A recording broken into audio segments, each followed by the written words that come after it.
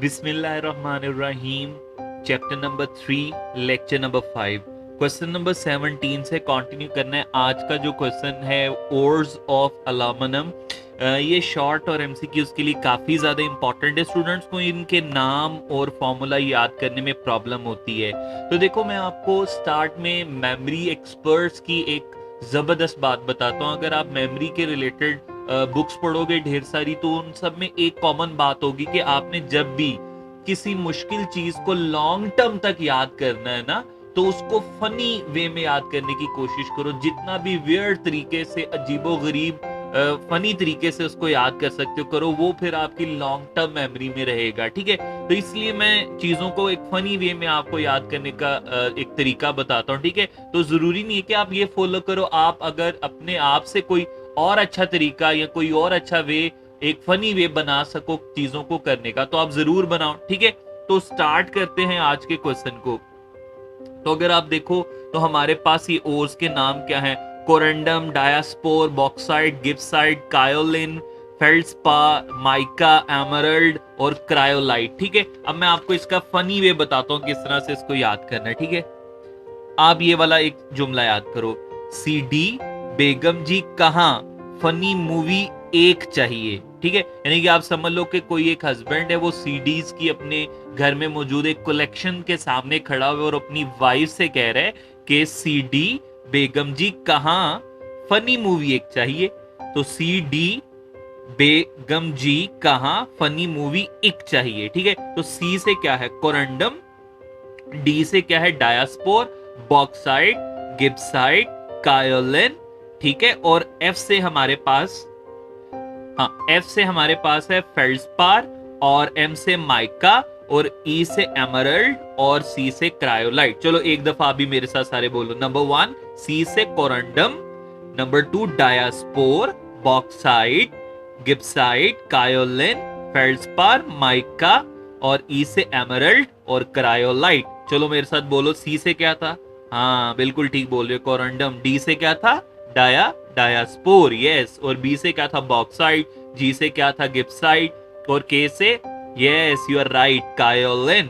और एफ से फेल्ड्स्पार, एम से माइका, ई से एमरल्ड और सी से क्रायोलाइट। तो क्या की थी? अब बगैर देखे जरा वीडियो को स्टॉप करो और की याद करो क्या थी। बेगम जी, सीडी बेगम जी कहाँ फनी मूवी एक चाहिए। ठीक है, तो सी से, डी से, बी से, जी से, के से, एफ से, एम से, ई से और सी से, ये सारे ओर्स के नाम पहले याद करो और फिर वीडियो आगे चलाना। ठीक है, चलो। हाँ, तो ये सारे नाम याद हो गए। और इसमें ये जो दो है ना, कोरंडम और बॉक्साइट, 2013 में लाहौर बोर्ड में आया हुआ था। इन दोनों के नाम दिए थे और इनके फॉर्मूला पूछ रहा था।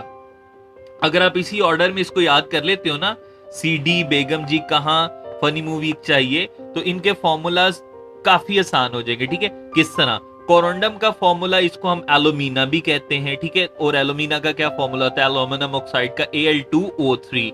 डायास्पोर में क्या होता है कि सिर्फ इसके साथ एक वाटर मॉलिक्यूल और आ जाता है। बॉक्साइड में क्या होता है? उसमें दो वाटर मॉलिक्यूल आ जाते हैं। गिब्साइड में क्या होता है? उसमें तीन वाटर मॉलिक्यूल आ जाते हैं। तो देखो, पहली चार तो कितनी आसान हो गई ना आसान।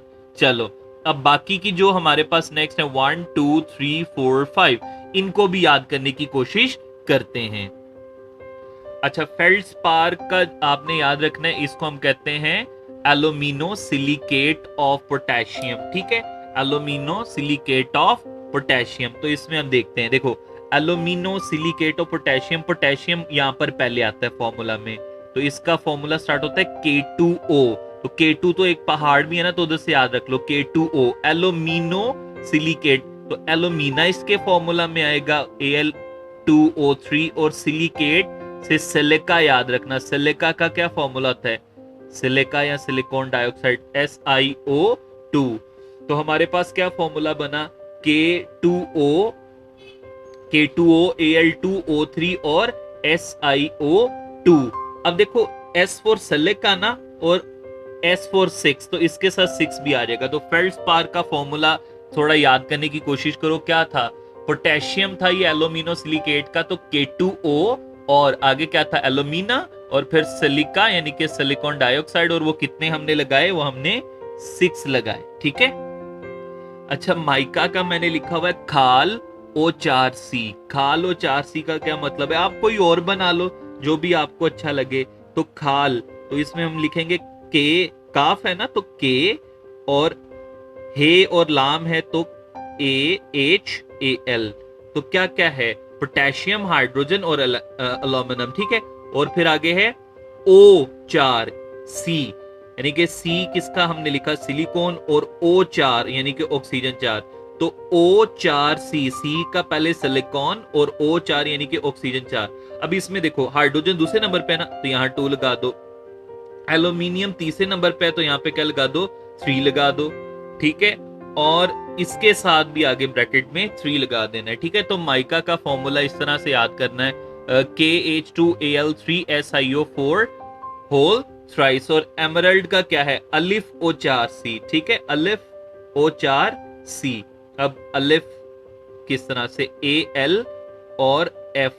ठीक है, यानी कि एल्यूमिनियम है और फ्लोरीन है, और O4C तो अभी मैंने आपको बताया SiO4। तो अलिफ O4C। और इसमें देखो इसको याद यूं रख लेना कि O4C के पहले सिर्फ 2 हमारे पास एलिमेंट है ना, तो जिसमें 2 पहले एलिमेंट है तो उसमें क्या आ जाएगा, सिर्फ दोनों के साथ 2 आ जाएगा। तो Al2F2 और SiO4। और फिर क्रायो लाइट है 6 अलिफ तेरे नाल। ठीक है, 6 अलिफ तेरे नाल। तो 6 अलिफ, तो 6 पहले लिखा, और अलिफ, अलिफ का मतलब क्या, ALF यानी कि एल्यूमिनियम और फ्लोरीन। फिर तेरे नाल, तेरे यानी कि 3, और नाल यानी कि इसको मैंने सोडियम Na से नाल बना लिया ना। ठीक है, या तेरे नाल लिख देना, जिस तरह भी जो भी आपको तरीका आसान लगे। तो ठीक है, Na3AlF6। तो ये फनी सा तरीका था इन तमाम ओर्स को याद करने का। ठीक है, अब इसको पहले अच्छे से रिवाइज कर लो और फिर आगे चलना। ठीक है।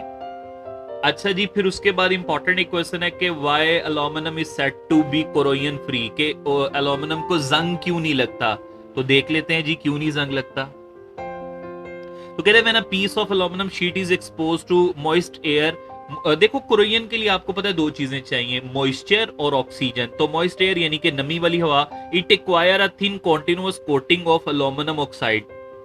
यानी कि अगर हमारे पास ये एल्यूमिनियम का टुकड़ा है ना, इसको अगर हम हवा में रखेंगे तो ये सारा एल्यूमिनियम से बना हुआ है, तो एयर की ऑक्सीजन इसके साथ रिएक्ट करेगी और इसके ऊपर यहाँ पर एक लेयर सी बन जाएगी, किसकी, एल्यूमिनियम ऑक्साइड की, विच प्रिवेंट्स, जो रोकती है फर्दर अटैक, मजीद attack on the metal by the atmospheric oxygen and water under normal condition.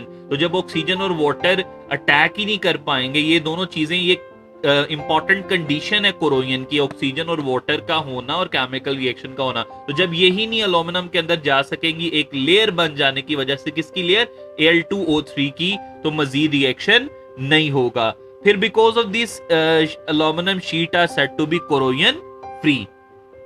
सो अभी हमने जो पीछे क्वेश्चन नंबर 18 देखा, उसमें एक और तरह से भी आपने पॉइंट को याद रखना है, एनोडाइजिंग, यानी कि एल्यूमिनियम जो कि कोरोजन फ्री है उस पे Al2O3 की एक लेयर बन जाती है, इसलिए इसको हम दूसरे मेटल पर डिपॉजिट करते हैं। और आपको पता है ना इलेक्ट्रोप्लेटिंग का प्रिंसिपल, के जिस मेटल को डिपॉजिट करना होता है उसको एनोड बनाते हैं, तो इस प्रोसेस को एनोडाइजिंग कहते हैं, एल्यूमिनियम को डिपॉजिट करना। ठीक है। तो 19 क्वेश्चन लाहौर बोर्ड 2011 में आ चुका है, how aluminium find its uses in metallurgy and photo flash bulb. अच्छा देखो, एल्यूमिनियम के यूजेस अलग से दिए हुए हैं, पर ये वाला जो यूजेस का ये वाला जो पॉइंट है ना, ये रिएक्शन में से लिया गया है। तो आओ हम देखते हैं इसको। कहता है जी, कहते हैं if aluminium powder is heated to 800 degree centigrade. ये पॉइंट आपने याद रखना है कि ऑक्सीजन के साथ रिएक्ट करने के लिए कम से कम आपको 800 तक एल्यूमिनियम को हीट करना पड़ता है। And above the metal will react with air to form aluminium oxide and aluminium nitride. The reaction is accompanied by the evolution of heat and intense white light. ठीक है, यानी कि एल्यूमिनियम और oxygen react करते हैं तो Al2O3 बनता है। किस तरह बनता है, देखो एल्यूमिनियम आखिरी शेल में इसके 3 इलेक्ट्रॉन होते हैं, वो 3 इलेक्ट्रॉन लूज करता है, और ऑक्सीजन की ऑक्सीडेशन स्टेट क्या होती है, -2। तो इसको क्रॉस एक्सचेंज करेंगे तो फॉर्मूला बनेगा Al2O3। और इसी तरह एल्यूमिनियम +3 और नाइट्रोजन की क्या होती है, -3। तो ये कट ऑफ होके फॉर्मूला क्या बनेगा, Aln।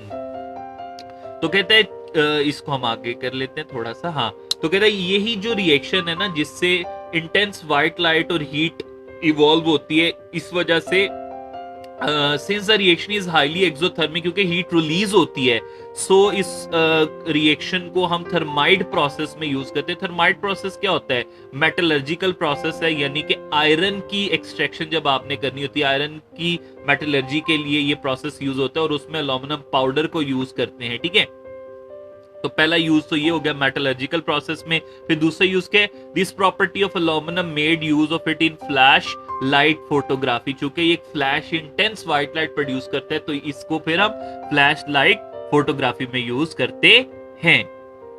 ओके जी, क्वेश्चन 20 है reaction of aluminium with acid. Acids के साथ रिएक्शन का जो ऑर्डर है वो ये सबसे पहले आपने यहाँ रखना है। देखो HCl, H2SO4 और HNO3 सबसे ज्यादा एसिडिक स्ट्रेंथ सॉरी सबसे ज्यादा एसिडिक स्ट्रेंथ होती है HCl की, उसके बाद H2SO4, उसके बाद HNO3। तो HCl के साथ अगर हम रिएक्शन देखें, तो अगर हम डाइल्यूट HCl लेंगे तो रिएक्शन होगा, यही रिएक्शन होगा लेकिन स्लो होगा, और कंसंट्रेटेड लेंगे तो रिएक्शन रैपिड होगा। अब HCl और एल्यूमिनियम के रिएक्शन से क्या बनता है? सॉल्ट बनता है और हाइड्रोजन बनता है। ये रिएक्शन कैसे होता है देख लो, एल्यूमिनियम +3 होता है, हाइड्रोजन +1 और Cl-1, ये दोनों आपस में मिलेंगे तो ये 3 इस क्लोरीन के नीचे आ जाएगा, -1 आपको पता नहीं आता, तो क्या बनेगा? AlCl3। और ये जो H है, जाहिर है एक एटम तो बनेगा नहीं, 2 एटम बनेंगे, तो फिर इसको हम बैलेंस भी करेंगे। ठीक है, इस इक्वेशन को जब आप बैलेंस करेंगे तो ये सारा कंप्लीट हो जाएगा। तो इसको बैलेंस कीजिएगा, मैं तरीका आपको बता चुका हूं, अगर ना बैलेंस हो तो मुझे बताइएगा, फिर मैं आपको सिखाऊंगा इसकी बैलेंसिंग भी। सो नेक्स्ट हमारे पास है विद H2SO4। डाइल्यूट H2SO4 के साथ कोई रिएक्शन नहीं होता, और H2SO4 नेक्स्ट चैप्टर में हम पढ़ेंगे डिटेल से। H2SO4 जब एल्यूमिनियम के साथ रिएक्शन करता है तो ये 3 चीजें बनती हैं, सॉल्ट, सल्फर डाइऑक्साइड और वाटर। अब सॉल्ट कौन सा बनता है? यहां से एल्यूमिनियम रिप्लेस करेगा हाइड्रोजन को, और ये सल्फेट ग्रुप के साथ सॉल्ट बनेगा, तो Al+3SO4-2 क्रॉस एक्सचेंज करेंगे तो सॉल्ट क्या बनेगा? Al2SO4 होल थ्राइस, और साथ में क्या बनेगा? SO2, और साथ में क्या बनेगा? वाटर। ठीक है, तो ये हमारे 3 प्रोडक्ट बनेंगे H2SO4 के साथ, और ये इंपॉर्टेंट है। नाइट्रिक एसिड के साथ नो रिएक्शन, क्यों? क्योंकि एल्यूमिनियम जब एयर में इसको लेके आते हो तो ये फौरन ऑक्सीजन के साथ रिएक्ट करता है, और सिर्फ ऊपर एक लेयर बन जाती है Al2O3, जो फर्दर ऑक्सीजन का अटैक पॉसिबल नहीं होता। और अगर आपने फर्दर अटैक करना है तो आपको 800 सेंटीग्रेड तक टेम्परेचर बढ़ाना होगा, तो फिर रिएक्शन होगा।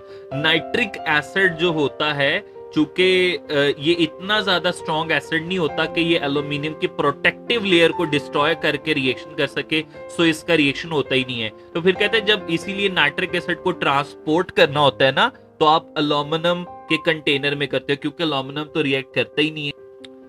ओके जी, आज की वीडियो का लास्ट क्वेश्चन देखते हैं, यूजेस ऑफ एल्यूमिनियम। काफी इंपॉर्टेंट है। ठीक है, तो यूज नंबर 1 है, क्योंकि ये नॉन मैग्नेटिक है, यानी कि मैग्नेट की तरफ अट्रैक्ट नहीं होती, इसलिए इसको हम यूज करते हैं नेविगेशनल इक्विपमेंट्स। नेविगेशनल इक्विपमेंट्स की क्या एग्जांपल होती है? रेडार्स वगैरह, आपकी कॉम्पस वगैरह, इनमें ये यूज होता है। ठीक है, फिर it is a good reducing agent. आपको मालूम है तमाम मेटल ही रिड्यूसिंग एजेंट होते हैं जो रिडक्शन करवाते हैं। ठीक है, and thus can be used for this purpose in the chemical and steel industry. जहां पर आपने जो है रिडक्शन करवानी होती है, पर्टिकुलरली स्टील मैन्युफैक्चरिंग के दौरान, तो वहां पर आप इसको as a reducing agent use करते हैं। नेक्स्ट हमारे पास यूजेस है, यूज में आ जाता है, इट इज नॉन टॉक्सिक, जहरीली नहीं, and can be use for making food and brewing equipments and in packaging. तो ये जो है इसको आप डिफरेंट तरह की फूड्स आइटम में यूज कर सकते हो। ठीक है, फिर पैकेजिंग के लिए भी यूज कर सकते हो, क्योंकि नॉन टॉक्सिक है, हार्मफुल नहीं होती है। फिर eight Holmes aluminium is found in the form of cooking utensils, बर्तनों में, विंडोज फ्रेम, खिड़कियों के फ्रेम होते हैं, किचन फॉइल। तो यहाँ पर